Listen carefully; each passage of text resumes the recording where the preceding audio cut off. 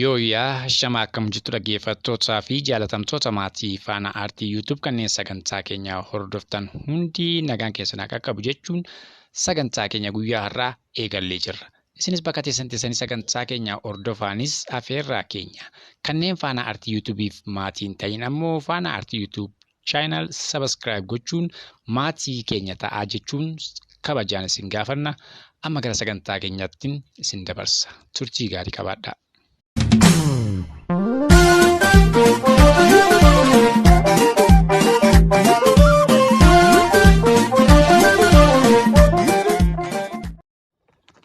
Egaan ayyaanni irreechaa guyyaa lamaan sadan darban dabree booda dargaggoo yookaan ammoo qeerroo magaalaa Finfinnee magaalaa Bishooftuutti ayyaana irreechaaf jecha gamasitti bobba'an irratti sirni mootummaa biltsiginnaa Abiy Ahmadiin hoogganamu hidhaa jumlaa akka gaggeessaa jiru odeeffannoon nu qaqqabaa jiru. Gama biraan ammoo sagantaa keenya otoo irreechi hin ga'iin dura sagantaa biltsiginnaan qopheeffattee isiniif qopheessinee turre. Sanarratti ammoo karoora isaan dhoksaadhaan kaatan dargaggoota ka shakkii irraa qaban ammoo ka sodaa irraa qaban mana hidhaatti darbuu kaan ammoo qabanii gara dirree waraanaatti erguuf dirqamsiisuu kan jedhu akka karoorfatanii turan isiniif himnee turre. Egaa sirni biltsiginnaa mootummaa haaraa jedhee mootummaa Abiy Ahmadiin addarummaan kan filate hooggantoonni diktaateraa ta'an kanneen Afrikaa keessaa waggoota 30 olii biyya isaanii cunqursaa jiran muudama Abiy Ahmad biltsiginnaa kanarratti muraasni isaanii argamanii jiru. Haa ta'uutii malee waan adda isa godhe tokko hin jiru. Mootummaan akkuma duriitti itti fufee jira. Ministeerota muraasa bakka jijjiiruurraa kan hafe waadaan uummataaf galame akkuma yeroo jalqabaa mootummaa ce'umsaa yeroo aangoo itti kennamu wantoota hedduu waadaa kan seene yoo ta'u barana ammoo dhaadannoo uummata irratti uummatatti dhaadachuu fi biyyicha mootii torbaffaa ta'e nan bulchaa ka jedhu ifatti kan labse ta'a Abiy fi akkasuma ammoo jala deemtoonni isaa. Haa ta'uutii filannoon dabaa kun hooggantoota paartiilee siyaasaa guguddoo biyya sanaaf bu'aa buusu jedhaman hidhaatti ugguree booda filannoo Oromiyaa akkasuma Itoophiyaa guutuu keessatti bakkoota muraasatti gaggeeffame.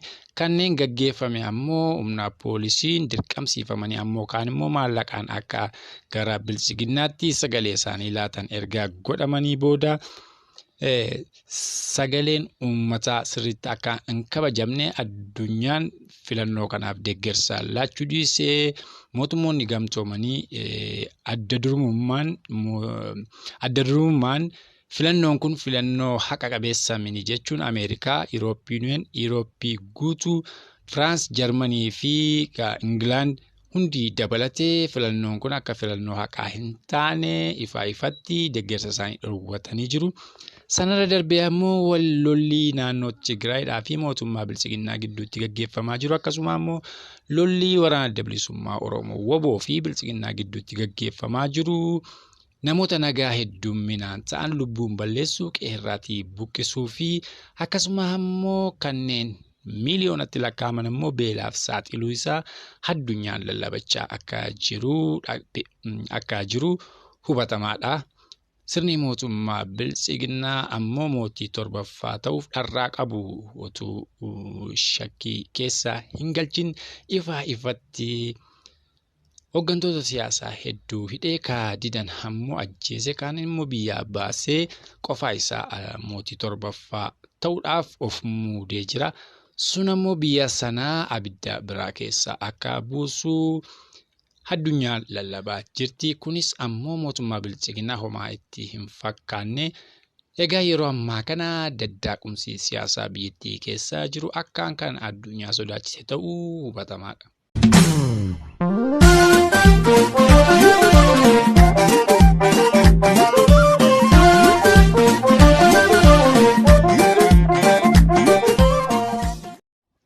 Sirni biltsiginnaa Abiy Ahmadiin hoogganamu egaa mootii torbaffaa ta'ee of muudee booda siyaasa inni jijjiiruu danda'u tokko akka hin jirre addunyaan ifatti himaa jirti.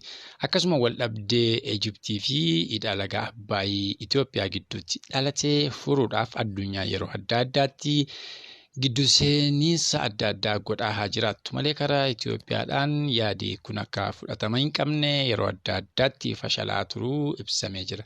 Akkasuma wal dhabdee Sudaanii fi Itoophiyaa gidduutti naannoo daangaa itti mudateen lubbuun namoota hedduu akka darbee fi akkasuma namoonni hedduun akka lafa sanarraa buqqa'anii himamaa jiru malee yeroo ammaa kana Sudaanii fi Itoophiyaanis waraana isaanii walitti galagalfatanii yeroo fi guyyaa eeggachaa akka jiran addunyaan ilaalaa jirti.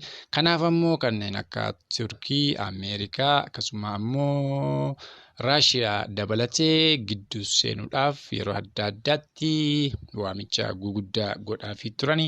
Afrikaa Yuuniyeenii dabalatee kunis hin milkoofne yeroo ammaa kana isaanis waraanaaf wal eeggachaa akka jiranii fi darbanis akka wal waraanaa jiran karaa miidiyaalee addunyaa gurguddoon darbaa jiraachuun beekamaadha. Gama Tigraay fi akkasuma Itoophiyaa waraana Itoophiyaa gidduutti akkasuma gama Eertiriyaa fi waraana Tigraay gidduutti naannoo Amaaraa fi waraana Tigraay gidduutti lolli adeemaa jiru. Guyyaa guyyaan lubbuu namoota kumaatamaa akka galaafachaa jiruu fi namoonni miiliyoonii 3 olitti tilmaaman beelaaf saaxilamuu fi sadarkaa dhumaarra ga'anii jiraachuu karaa miidiyaalee gurguddaa addunyaa guyyaa guyyaan gabaasaa akka jirus kunis ifa ta'ee jira. Gama Beeleshaangul Gumuziinis mootummaan naannoo Amaaraa ristii deeffachuu maqaa jedhuun dhalattoota Beeleshaangul Gumuz ajjeesuu fi akkasuma akka duguugaa sanyummaa irratti raawwachaa akka jiranii fi akka turanis hubatamaadha. Yeroo ammaa kana ammoo dargaggoonni Beeleshaangul Gumuz waraana bilisummaa Oromoo wajjin wal ta'uudhaan diina isaanii lafa isaanii irraa buqqisuudhaan ilmaan isaanii irratti mana gubaa jiru. Kan mootummaan naannoo Amaaraa irratti lola akkaan qindaawaa bananii akka jiran odeeffannoo guddaa qabna. Haala kanaanis yeroo masqala darbeetti namoota masqala gubaa jiran irratti kanneen hidhatanii naannoo sana socho'an dhalattoonni naannoo Beeleshaangul lola bananiin waraana naannoo Amaaraa irraa garasitti bobba'e hedduu akka ajjeesanii fi kana keessaa ammoo namni nagaas akka lubbuun darbee dhaga'amaa jira. Kanas ammoo mirgi dhala namaa falmu kan Itoophiyaa jiru dhimma kanarratti qorannoo guddaa godhee gabaasee jira. Rakkoo siyaasaa Itoophiyaa keessatti dhalatee fi inni ijoo fi inni guddaa kan ta'e ammoo sirni mootummaa TPLF yeroo aangoo irra turetti qeerroon gurmuudhaan ka'ee qabsoo gaggeesseen sirnoota kana ofirraa darbee gara biyya isaaniitti akka galan haa godhu malee sana booda qeerroon gaaffii gaafatee fi yookaan ammoo qabsoo qabsaa'etti otuu deebii hin argatin uummanni Oromoo moggaatti dhiibamuun gara qabsoo hidhannootti kan ceesise yoo ta'u yeroo ammaa kana waraana bilisummaa Oromoo ammoo qeerroo kumaatamaan leenjisee guyyaa guyyaan gara loltuu gara ga'umsa waraanaatti bobbaasuudhaan diina irratti yeroo adda addaatti injifannoo jajjabaa galmeessaa jiruun rakkoo guddaa fi siyaasii danqamuu Itoophiyaa keessatti kan eegalee karaa mootummaa bilchiginnaa waraana bilisummaa Oromoo fi uummata Oromoo tuffachuurraa kan ka'e. Haa ta'u malee waraanni bilisummaa Oromoo mirga uummatichaa kabachiisuuf waggoota 50 darbaniif qawweedhaan sirnoota turan waliin wallaansoo kan wal qabaa turee fi yeroo ammaa kana ammoo dammaqiinsa guddaadhaan diina isaa irratti kan dammaqe ta'uu kan eenyu jalaa dhokasaa miti. Haa ta'u malee sirni bilchiginnaa ammoo sirna durii sirna moofaa sirna gitaa bittuu mootota darbanii kanneen akka Minilik Haile Sillaasee deebisuudhaaf kan tattaafachaa jiruu fi ifattis yeroo ammaa kana kan mul'achaa jiru ta'us kan beekamudha. Kana ammoo mootummaan hon jedhee kan irratti hojjechaa jiru akka ta'e ifatti mallattoo guguddoon hedduun mul'achaa jiru. Haa ta'uti malee kana ammoo uummati Oromoos ta'e waraanni bilisummaa Oromoo tolee jedhee kan fudhatu miti. Qabsoo mirga ofii irratti murteeffachuu kan jedhu Sabaaf sablammoonni biyya sana keessa jiraatan yoo xiqqaate kanneen 10 ta'an qabsoo hidhannoo qawweedhaan sirna sana dura dhaabbachuu eegalanii jiru. Kun ammoo jabaatee itti fufee mootummaa sana nagaa akka dhowwaa jiru ifatti kan mul'isu ta'uu beekamaadha. Daddaaqumsi siyaasaa biyya sana keessatti adeemaa jiru hooggantoota paartiilee adda addaa keessaa kanneen uummata isaanii of duraa qaban sodaaf jecha gara mana hidhaatti ugguree jiraachuu fi akkasuma furmaanni Abiy Ahmad of dura kaawwatee jiru ajjeesuu fi hidhuu qofa akka ta'e qawweedhaan uummata bituu waan jedhu sirna mootummaa darbanii irraa kan dhaalee fi akkasuma ammoo mootummaa Eritiriyaadhaan kan gorfamu akka biyya sanaatti uummaticha qawween gadi qabanii gara fedhetti oofuu isa jedhu irratti xiyyeeffachuudhaan yeroo ammaa kana uummata biyya sanaa dararaa jiraachuun beekamaadha. Haa ta'u malee sirni mootummaa kana fedhiin isaa guddaa haa ta'u malee sabaaf sablammoonni biyyattii garuu waan kana akka accept hin goone yookaan ammoo akka hin fudhanne ifatti mul'isaa jiru. Egaa ijibbaasa dhumaa Abiy Ahmadis aangoo ofiif kennee yeroo ammaa kana nugusa torbaffaadha jedhee ifatti mul'ifatee jira. Kana booda filannoo fi akkasuma ammoo gara biraadhaan mootummaa buqqisuun hin jiru. Maaliif jennaan sirna king yookaan ammoo sirna mootiitti naanna'ee jira. Egaa Abiy Ahmad dhuguma kana mootummaa isaa mootii torbaffaa kana itti fufamoo hin danqamasa jedhugaa qabsoo uummataatu murteessaadha.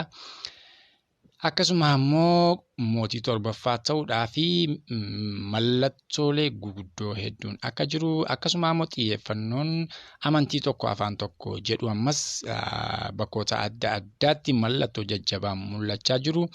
Fakkeenyaaf Addabaabaayii irraa kan dhaabate sirna mootiin Haayile Sillaasee gonfoo mataatti kaatu guddinaan hojjetamee jiraachuunis mallattoo tokko akkasuma loogoon TV adda addaarra jirus gonfoo mootii kanaaf fakkeessuudhaan hojjetamaa jira, gara sanatti jijjiiramaa jira. Egaa Abiy Ahmadis sirna sana utuu gara masaraa mootummaa hin seenin namoota dudu'ee ciisu ol kaasuun hawwiltii isaanii hojjechuudhaan kan inni jalqaba qabsoo Oromoo wal dhabdee keessaa seene. Egaa fedhii fi hawwii isaa jalqabarraa kaasee nutti kan mul'isaa jiru Abiy Ahmad yeroo ammaa kana ifatti erga mootii torbaffaa ta'e of muudee eegaluun isaa beekamaadha. Egaan qabsoon uummataa akka malee hammaate mootummaa sanas raasaa jira. Deggersi addunyaa irraa dhabuu kunis gara biraatti isa geessaa jira. Yuuniyeenii Ameerikaa fi akkasuma Firaans akkasuma Ingilaandii fi EU dabalatee Afrikaa Yuuniyeen deggersa isaanii biyya kanarraa muranii jiru. Kun immoo akka siyaasa biyyattii fi dinagdee biyyattii kan miidhuu fi akkasuma ammoo sirni Itoophiyaan akka biyyaatti jiraachuun ishee kan shakkii keessa seenee jiraachuun kan hubatamedha. Yeroo ammaa kana uummanni hedduun beelaan rukutamanii namni hedduu ta'anis lubbuun darbaa jiru. Kanaaf ammoo sirni mootummaa Abiy Ahmad bilisiginnaan dansaa laanni Addis Ababaa miidhagsuu fi paarkilee garaagaraa ijaaruu akkasuma ammoo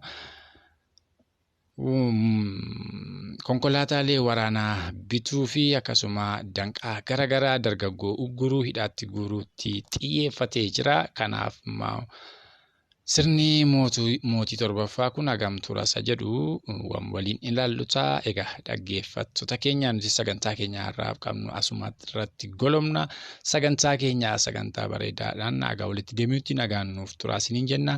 Kanneen faana aartii yuutuubiif maatii hin ta'in ammoo sabiskiraayib gochuudhaan maatii keenya ta'a jennee isin gaafanna. Galatoomaa horaa bulaa.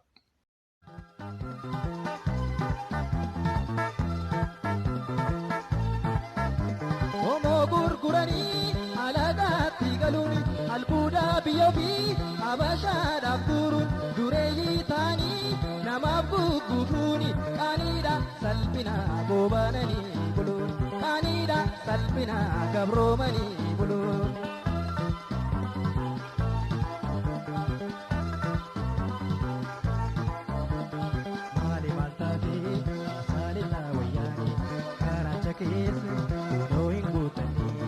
lolli bilisummaa kabaaf kibbaa finiine kaatanii haati oo dhumiinsi maxxanne lolli bilisummaa baaf lixaa finiine kaatanii haati oo godaansi wayyaane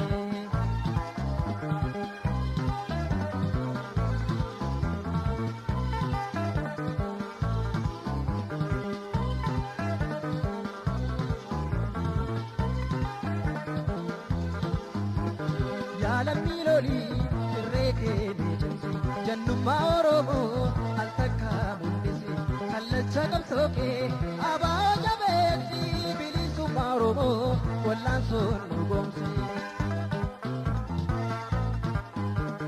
Yaalamni lolii irree keenee cimsi jannummaa Oromoo al takka mul'isi kallacha qabsookee abaa jabeeksi bilisummaa Oromoo wallaansoon nu goomsi.